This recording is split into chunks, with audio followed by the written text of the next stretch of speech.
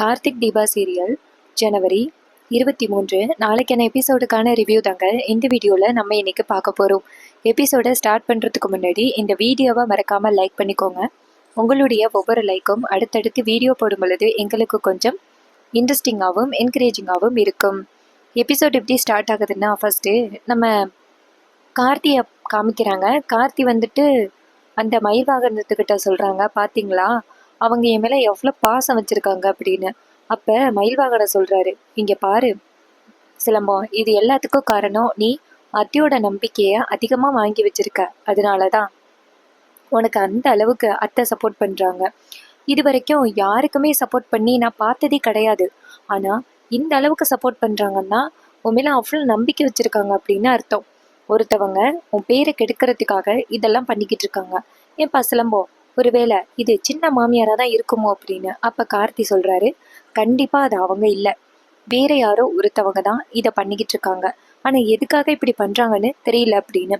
இது கேட்டதோட மயில் வாங்கணும் சொல்கிறாரு, அப்படியாக்கா டிரைவர், அது யாருன்னு சீக்கிரம் கண்டுபிடி, அப்போதான் உன் மேலே எந்த தப்பும் இல்லை அப்படிங்கிறத நிரூபிக்க முடியும் அப்படின்னு. அப்போ கார்த்தி சொல்கிறாரு, அதுக்கு தான் நான் ட்ரை பண்ணிக்கிட்டு இருக்கேன் அப்படின்னு. அதே நேரத்தில் மயில் வாங்கணும் சொல்கிறாரு, இங்கே பாருப்பா டிரைவர், நான் உன்கிட்ட ஆல்ரெடி சொன்னது தான், நீ உண்மையை கண்டுபிடிச்ச பிறகு அப்படியே நானும் உனக்கு உண்மையை கண்டுபிடிச்சதுக்கு ஹெல்ப் பண்ணேன்னு சொன்னியன்னா அத்தை என்னை சேர்ந்து புகழ்வாங்க அப்படின்னு. இது கேட்டதோட கார்த்தி சொல்கிறாரு, அவ்வளோதானே, கண்டிப்பாக சொல்லிட்டா போச்சு அப்படின்னு சொல்கிறாங்க. அதுக்கப்புறம் கார்த்தி சொல்கிறாரு, சரி ஓகே, எனக்கு முக்கியமான ஒரு இம்பார்ட்டண்ட்டான வேலை இருக்குது அப்படின்னு.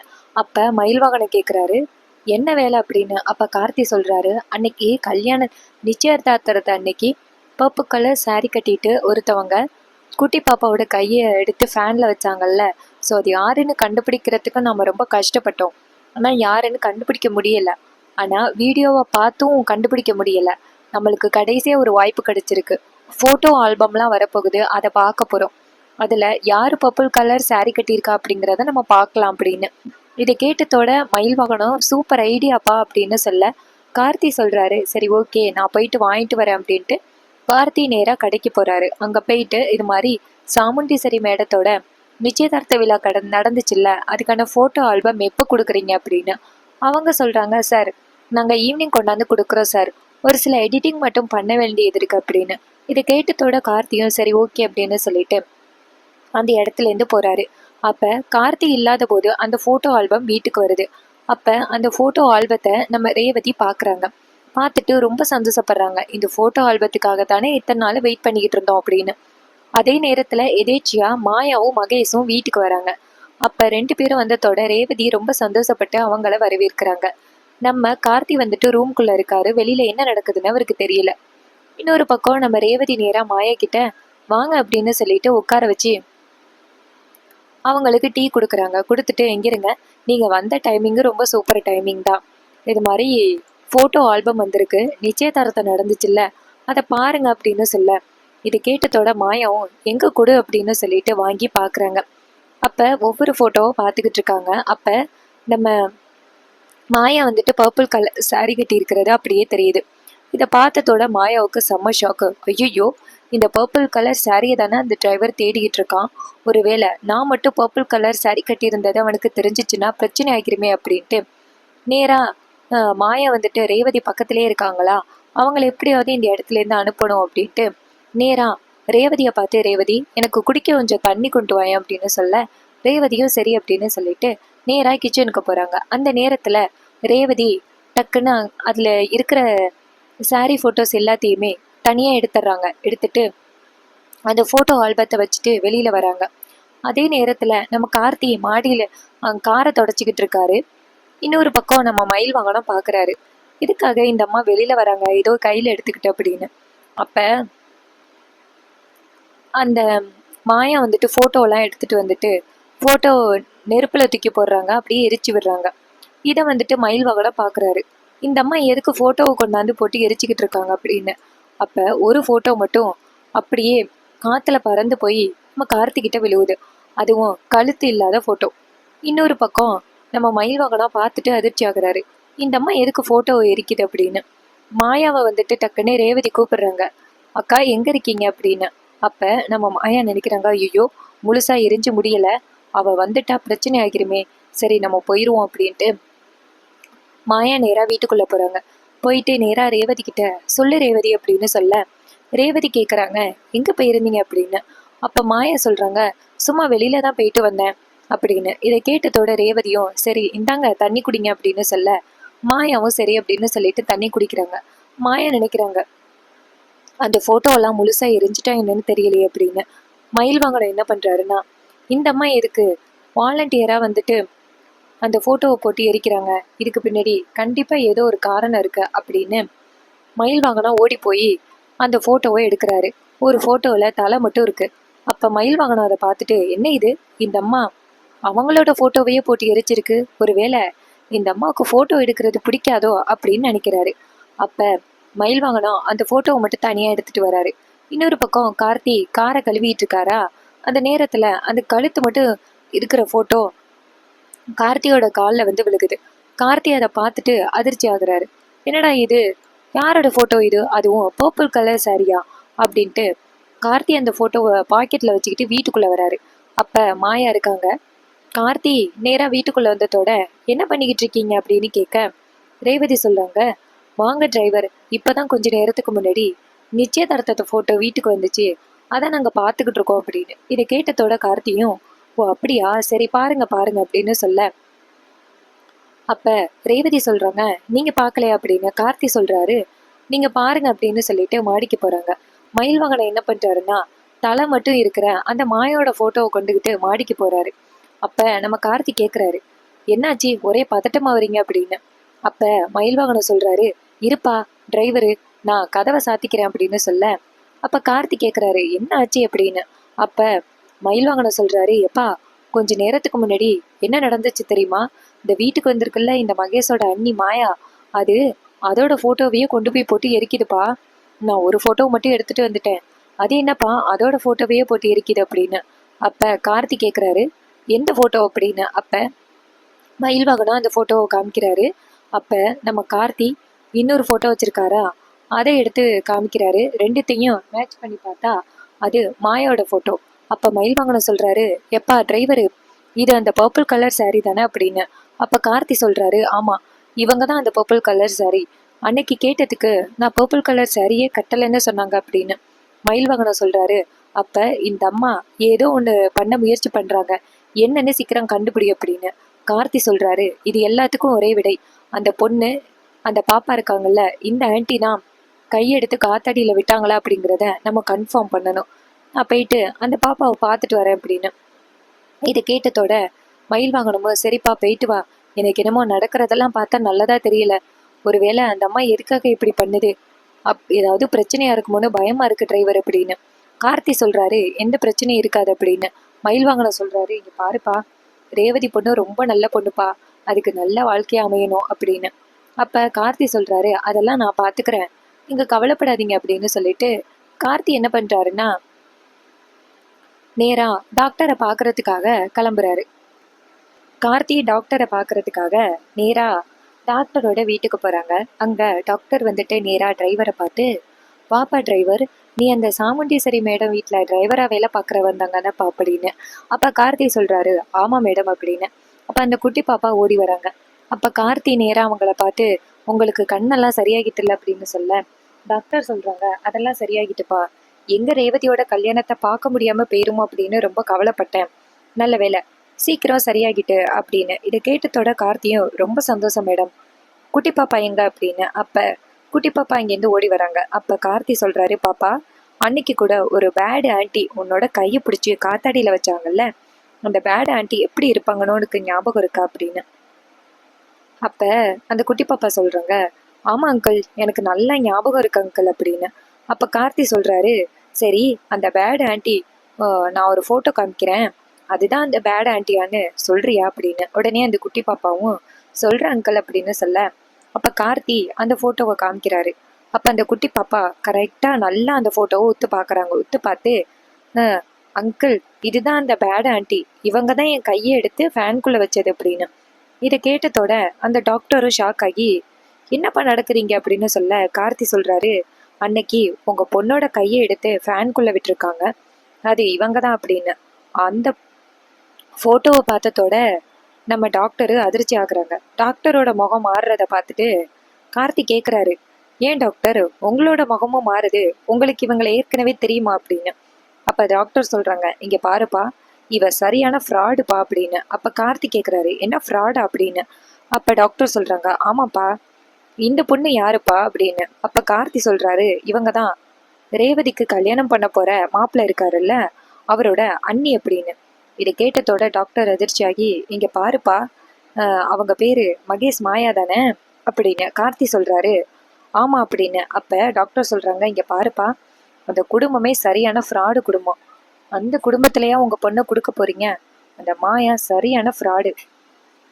இவ கொழுந்தனோட பழகி கர்ப்பமாயிட்டா. இந்த விஷயத்த பத்தி எனக்கு நல்லாவே தெரியும். பல தடவை இங்க ஹாஸ்பிட்டல் வந்திருக்கா. அவளையா நம்பி நீங்க வந்துட்டு அந்த வீட்டுல அந்த மகேஷுக்கு கல்யாணம் பண்ணி கொடுக்க போறீங்க? அந்த குடும்பமே நல்ல குடும்பம் இல்லப்பா. இந்த விஷயத்த பத்தி சாமுண்டீஸ்வரிக்கு தெரியாதா?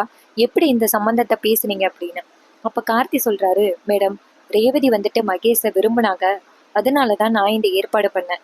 இதுக்கும் சாமுண்டீஸ்வரி மேடத்துக்கும் எந்தவித தொடர்பும் இல்லை அப்படின்னு. இது கேட்டதோட டாக்டர் சொல்றாங்க, இங்க பாருப்பா, இவ சரியான ஃப்ராடு. இது எல்லாம் தெரிஞ்சு உங்க வீட்டோட இவளுக சம்பந்தம் பேசியிருக்காளுங்கன்னா கண்டிப்பா இதுக்கு பின்னாடி ஒரு பெரிய திட்டம் இருக்கு. ரேவதியா அவளுக நல்லா ஏமாத்திட்டாளுக. நீ எப்படியாவது ரேவதியா அந்த குடும்பத்துல இருந்து காப்பாத்து அப்படின்னு. இது கேட்டதோட கார்த்தி சொல்றாரு, கண்டிப்பா மேடம், எப்படியும் இந்த கல்யாணம் நடக்காதபடி நான் பாத்துக்கிறேன் அப்படின்னு. இதை கேட்டுட்டோட டாக்டர் சொல்றாங்க, இங்க பாருப்பா, நான் வேணும்னா சாமுண்டீஸ்வரி கிட்டே இந்த விஷயத்த பத்தி சொல்றேன் அப்படின்னு. அப்ப கார்த்தி சொல்றாரு, இல்ல மேடம், நீங்க இந்த விஷயத்த பத்தி சொன்னீங்கன்னா பிரச்சனை ஆகுறதுக்கு நிறைய வாய்ப்பு இருக்கு. இங்க பாருங்க, நீங்க 2-3 தடவை அந்த நிச்சயதார்த்தத்துக்கு அப்புறம் அந்த பந்தக்கால் நடுற ஃபங்க்ஷனுக்கெல்லாம் வர முடியாம போனதுக்கு எல்லாத்துக்குமே இவங்க தான் காரணம். இவங்க தான் நீங்க வர கார்ல மயக்க மருந்தை கலந்து உங்களுக்கு ஆக்சிடென்ட் ஆக வச்சது. பச்சை குழந்தைன்னு பார்க்காம அந்த குழந்தையோட கையை பிடிச்சு காத்தாடிக்குள்ள வச்சிருக்காங்க. அதனால அவங்க கிட்டேருந்து நீங்க கொஞ்சம் தள்ளி இருக்கிறது தான் நல்லது. அவங்க கண்டிப்பா உங்களுக்கு பிரச்சனை கொடுக்கறதுக்கு வாய்ப்பு இருக்கு. நீங்க இதுல தலையிட வேணாம், நான் பாத்துக்கிறேன் அப்படின்னு. இதை கேட்டதோட டாக்டர் சொல்றாங்க, இங்க பாருப்பா, சாமுண்டீஸ்வரி ரொம்ப நல்லவ. அவளோட பொண்ணுக்கு இந்த மாதிரி அநியாயம்லாம் நடக்கக்கூடாது. நீதான்ப்பா பாத்துக்கணும் அப்படின்னு. அப்ப கார்த்தி சொல்றாரு, அதெல்லாம் நான் பாத்துக்கிறேன் மேடம். நீங்க எதுக்கும் கவலைப்படாதீங்க. நீங்க பாப்பாவே நீங்களும் பத்திரமா இருங்க அப்படின்னு. இதை கேட்டதோட டாக்டரும் சரிப்பா அப்படின்னு சொல்ல கார்த்தி அங்கேருந்து வெளியில வராரு. வெளியில வந்துட்டு மாயாவை பத்தி நினைக்கிறாரு. ஸோ மாயா தான் இப்ப நடந்த எல்லா பிரச்சனைக்கும் காரணம். நான் வீட்டுல இருந்தா உண்மையை கண்டுபிடிச்சிருவேன் அப்படின்னு பயந்துதான் அவங்க என்னைய வீட்டை விட்டு துரத்துறதுக்கு இப்படிப்பட்ட ஒரு வேலையை பண்ணிக்கிட்டு இருக்காங்க. என்ன பண்ணாலும் என்ன இந்த வீட்டை விட்டு துரத்த முடியாது. அத்தைக்கு ஒரு ஆபத்துனா நான் தான் நிற்பேன். என்ன மீறி அவ என்ன பண்ண போறான்னு பாத்துறேன் அப்படின்ட்டு கார்த்தி நேரா வீட்டுக்கு வராரு.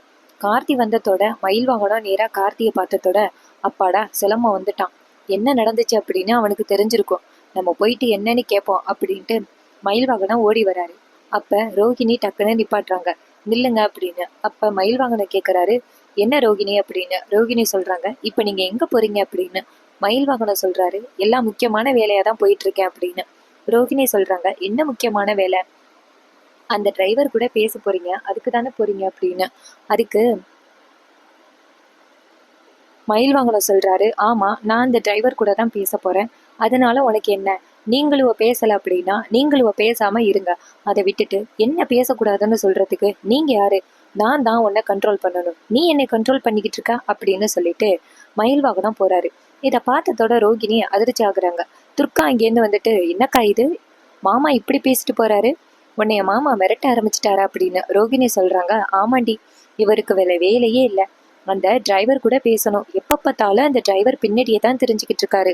புதுசா அந்த டிரைவரை கல்யாணம் பண்ணியிருப்பாரு போல, என்னை விட இப்ப அவர் பின்னாடி தான் சுத்த ஆரம்பிச்சிட்டாரு அப்படின்னு சொல்லி கிண்டலா பேசிக்கிட்டு இருக்காங்க. நம்ம மயில் வாகனம் நடந்து போறவரு, ஐயோ இப்ப பொண்டாட்டிகிட்ட வேற ரொம்ப கோவமா பேசிட்டேனே, இந்த விஷயத்த பத்தி அத்தைக்கிட்ட சொன்னா ரொம்ப பெரிய பிரச்சனை ஆகிருமே அப்படின்ட்டு ரொம்ப பயப்படுறாங்க. அப்ப மயில் வாகனம் நினைக்கிறாரு, சரி இதை பத்தி அப்புறம் பார்த்துப்போம், ஃபர்ஸ்ட் அந்த டிரைவர் கிட்ட என்ன நடந்துச்சு அப்படிங்கிறத கேட்கணும் அப்படின்ட்டு நேரா கார்த்தியை போய் பார்க்குறாங்க. கார்த்தி ஒரே குழப்பத்துல உட்காந்துருக்காரு. ஏன்னா கார்த்தி தான் மகேஷ் ரேவதியோட காதலை ஒன்று சேர்க்கிறேன்னு சொன்னது. ஆனா அந்த மாயா எப்படிப்பட்ட ஃப்ராடு, மகேஷ் எப்படிப்பட்ட ஃப்ராடு அப்படிங்கிறது கார்த்திக்கு தெரிஞ்சு போச்சு. தெரிஞ்சு எப்படி ரேவதியை மகேஷுக்கு கல்யாணம் பண்ணி கொடுக்க முடியும்? இந்த கல்யாணத்தை நிப்பாட்டினா கார்த்தி மேல எல்லாரும் பழி போடுவாங்க. ஏன்னா கார்த்தி ஏற்கனவே இந்த கல்யாணத்தை நிப்பாட்டுறான் அப்படின்ட்டு பல தடவை கார்த்தி மேல பழி வந்துச்சு. அப்படி இருக்கையில கார்த்தியால எப்படி இந்த கல்யாணத்தை நிப்பாட்ட முடியும்? அதனாலதான் கார்த்தி யோசிக்கிறாரு.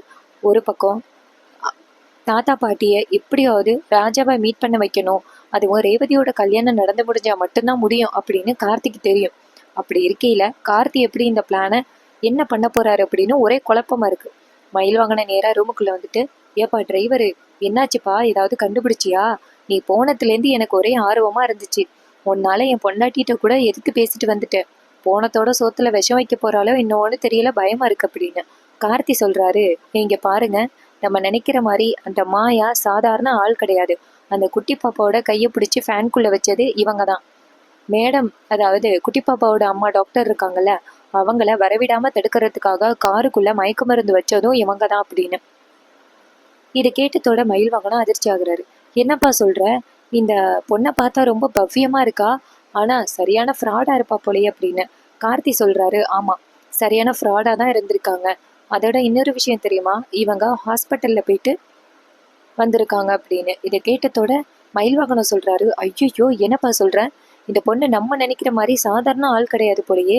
என்னப்பா, புருஷன் சத்து இத்தனை நாள் ஆயிட்டு, இத்தனை வருஷம் ஆயிட்டு, அப்புறம் எப்படிப்பா அப்படின்னு கார்த்தி சொல்றாரு. அதான் அந்த மகேஷ் கூட சேர்ந்து பழகிட்டு இப்படிப்பட்ட ஒரு காரியத்தை பண்ணிட்டாங்க அப்படின்னு.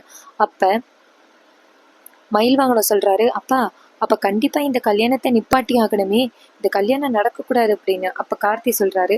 அதான் எனக்கு என்ன பண்றதுன்னு தெரியல. இந்த கல்யாணத்தை எப்படியாவது நிப்பாட்டி ஆகணும். ஆனா நிப்பாட்டினா என்ன பிரச்சனை நடக்கும்னு தெரியும்ல. சாமுண்டீஸ்வரி மேடம் வேற அந்த சிவனாண்டி கிட்ட சவால் விட்டுருக்காங்க. இந்த கல்யாணம் கண்டிப்பா நடக்கும், உங்களால முடிஞ்சதை பாருங்க அப்படின்னு சொல்லி சவால் விட்டுருக்காங்க.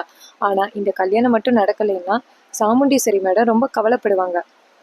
அதுக்குதான் என்ன பண்றதுன்னே எனக்கு ஒன்றும் புரியல, ஒரே குழப்பமா இருக்கு அப்படின்னு. அப்ப மயில் வாங்கன சொல்றாரு. இங்க பாருப்பா, சாமுண்டீஸ்வரி அத்தைக்கு அவங்க பொண்ணு வாழ்க்கையை விட வேற எதுவுமே இம்பார்ட்டன்ட் இல்லை. அதனால கண்டிப்பா அவங்க பொண்ணோட வாழ்க்கைக்கு மட்டும்தான் அவங்களுக்கு முழு கவனம் கொடுப்பாங்க. சிவனாண்டி எல்லாம் அதுக்கப்புறம் தான். அதனால நீ இந்த விஷயத்த பத்தி சாமுண்டீஸ்வரி மேடத்துக்கிட்ட சொல்லு அப்படின்னு கார்த்தி சொல்றாரு. எப்படி சொல்றது அவங்க கிட்ட? ஒரு ஏதாவது ஒரு ப்ரூஃப் வேணும்ல, அது இருந்தா மட்டும்தான் என்னால நிரூபிக்க முடியும் அப்படின்னு. இதை கேட்டதோட மயில் வாகனம் சொல்றாரு. இங்க பாருப்பா, நீ ஆதாரத்தை ரெடி பண்ணுவ அப்படின்னு எனக்கு முழு நம்பிக்கை இருக்கு. நீ எதுக்கும் பயப்படாம ஆதாரத்தை கண்டுபிடிக்க ட்ரை பண்ணு அப்படின்னு சொல்ல, இதை கேட்டுட்டு கார்த்தியும் சரி, ரேவதி ரொம்ப நல்ல பொண்ணு எனக்கு தெரியும், அந்த பொண்ணோட வாழ்க்கை எதுவும் ஆகிடக்கூடாது, அதுக்காக நான் கண்டிப்பா இதை பண்றேன் அப்படின்னு சொல்றாரு. ரொம்பவே சூப்பரா அப்கமிங் எபிசோட கொண்டு போறாங்க. இதே மாதிரி இன்னுமே அப்டேட்ஸை நம்ம சேனல்ல தொடர்ந்து பார்க்கணும்னா, புது புது வீடியோஸ் பார்த்து என்ஜாய் பண்ணணும் அப்படின்னா நம்ம சேனலை மறக்காம சப்ஸ்கிரைப் பண்ணிட்டு பக்கத்துல உள்ள பெல் ஐகானை கிளிக் பண்ணி ஆல்னு செட் பண்ணிக்கோங்க. அப்பதாங்க புது புது வீடியோ போடும் பொழுது உங்களுக்கு நோட்டிஃபிகேஷன் வரும். ஸோ கார்த்தி கண்டிப்பாக அந்த மாயா எப்படிப்பட்ட கேரக்டர், மகேஷ் எப்படிப்பட்ட கேரக்டர் அப்படிங்கிறத கண்டுபிடிச்சிட்டாரு. அடுத்து கண்டிப்பாக ஒன்று சாமுண்டீஸ்வரி கிட்ட சொல்லி கல்யாணத்தை நிப்பாட்டு பார்ப்பாரு, இல்லை கார்த்தியே ரேவதிக்கு